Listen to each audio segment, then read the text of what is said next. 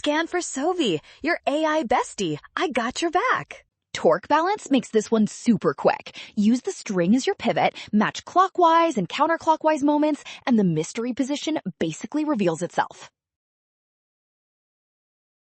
Start by taking torques about the string at the 30 centimeter mark because the support force acts there and gives zero torque, which keeps the equation cleaner immediately.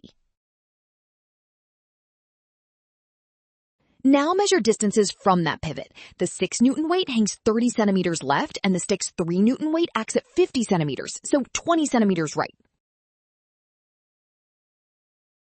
Set clockwise equal to counterclockwise. 6 times 30 equals 3 times 20 plus 4 times x minus 30, giving x equals 60 centimeters.